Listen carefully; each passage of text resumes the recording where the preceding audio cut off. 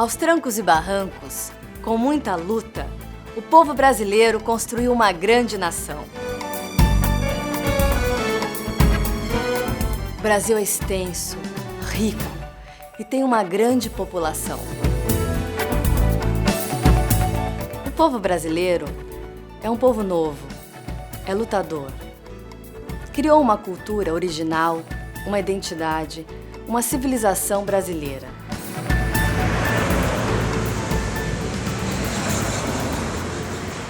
Bom dia, tudo bom?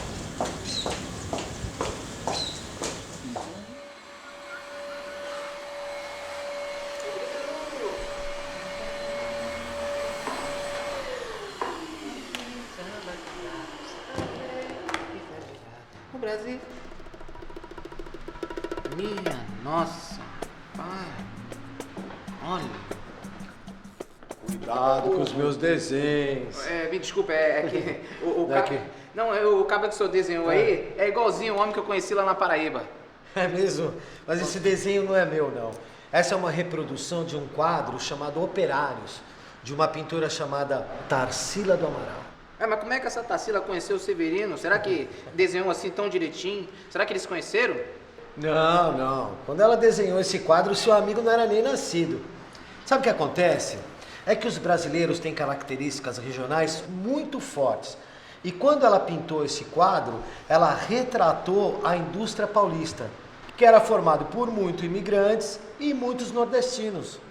Com certeza ela se inspirou num paraibano, igual o seu amigo, você lembra? É Severino. Vixe Maria, como é que pode, né? Oxi, podendo. Sabe o que acontece? Que apesar dessas diferenças regionais, de todos esses sotaques, a gente se entende, né? Todo mundo se entende. Entende mesmo.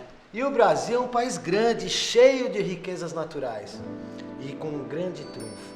É um povo uno, de norte a sul.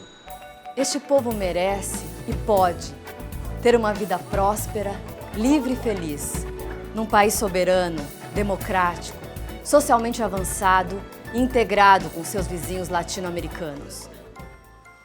O socialismo é o rumo desta conquista. O fortalecimento da nação é o caminho.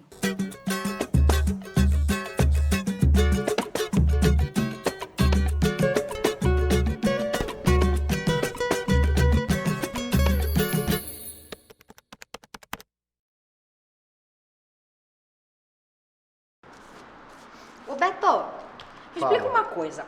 Por que essa tal de Tarsila pintou um monte de cara de operário nesse quadro? Por que ela não pintou assim uma paisagem, um retrato de alguém importante? Justamente, Dora, ela pintou os operários porque eles são importantes. Eles são trabalhadores. E é o trabalho dos brasileiros que gera toda a riqueza que impulsiona o país. É isso mesmo, Dora, olha, tá vendo? Brasileiros simples como os que a Tarsila pintou, construíram e constroem todos os dias, etapa após etapa, a sua própria história. E nós podemos dividir a nossa história em 2 ciclos. Ciclo? Não. É tipo uma etapa, uma parte. Eu vou tentar te explicar. Por exemplo, na primeira parte, houve o nascimento do povo brasileiro através de uma mistura de etnias. Olha, negro, índio, branco. Esse povo se organizou, lutou por sua liberdade e se tornou uma nação.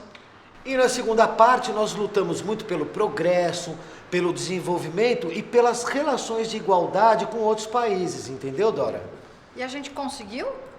Pois é, tem gente que acha que sim, tem gente que acha que não, né? Mas o pessoal do PCdoB que encomendou esse trabalho pra gente acha que há muito por fazer ainda, hein? Será? Sabe o que é? Eles acham que a gente precisa começar uma nova etapa. Um novo ciclo. E Dora, por falar em fazer... Já tem.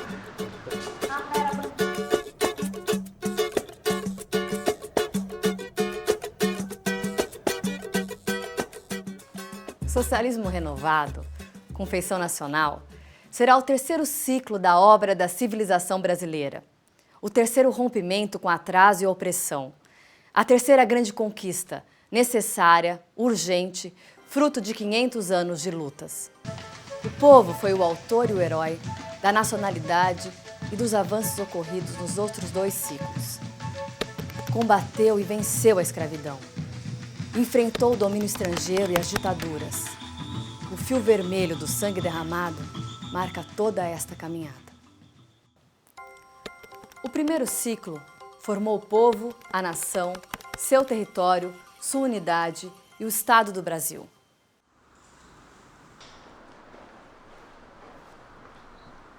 Beto, eu tava pensando assim uma coisa.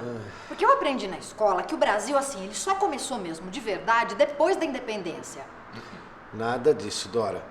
A nação brasileira começou a ser construída muito antes e foi até muito depois do dia 7 de setembro de 1822, entendeu? Ele tem razão, dá uma olhada nisso aqui, ó.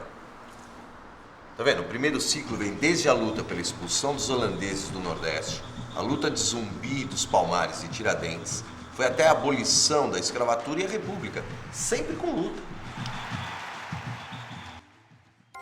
O segundo ciclo finalmente trouxe o Brasil para o século XX. Foi aberto com a Revolução de 1930, na esteira heróica dos 18 do Forte de Copacabana, da Coluna Prestes, da Semana de Arte Moderna, das primeiras greves e da fundação do Partido Comunista do Brasil. Tô começando a entender agora, viu? Que bom, né? Bom pra nós. O segundo ciclo é a época de Getúlio Vargas, do Estado Nacional Desenvolvimentista, da industrialização, criação da Companhia Siderúrgica Nacional, da Petrobras e urbanização, dos direitos trabalhistas, progresso educacional e cultural, do voto feminino. Voto feminino? Antigamente a mulher não podia votar, não. Eu não disse que nesse ciclo o Brasil procurou se modernizar e se igualar ao patamar dos países mais desenvolvidos do mundo? Nós tentamos, mas o que a gente conseguiu não foi uma vitória total, não. Mas o crescimento do Brasil foi tardio, desigual, deformado, sob domínio imperialista. E o segundo ciclo dessa história foi marcado por golpes, ditaduras, democracias restritas. E mesmo assim, entre 1930 e 1980, o Brasil foi o país capitalista que mais cresceu. Nossa! Acontece que esse ciclo chamado getulista também Se esgotou. Não é verdade? Esse esgotamento é encarnado pela ditadura de 1964. As décadas perdidas, o domínio do FMI, as privatizações, o neoliberalismo do senhor Fernando Henrique Cardoso e companhia. Eles deixaram a herança maldita de atraso, de crises, de humilhação nacional. E para o trabalhador, menos emprego, menos democracia, degradação social. Não é mesmo, Genivaldo? Disso eu me lembro. E como? Mas também foi uma época de muita luta. A resistência à ditadura, a democratização e a constituinte, a maré de greves pelos direitos dos trabalhadores, as ações da juventude e as grandes campanhas de massas nas ruas. O povo brasileiro nunca se conformou.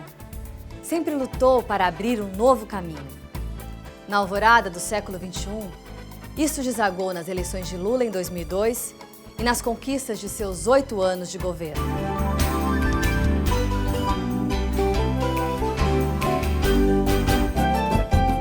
Na próxima aula, a encruzilhada brasileira.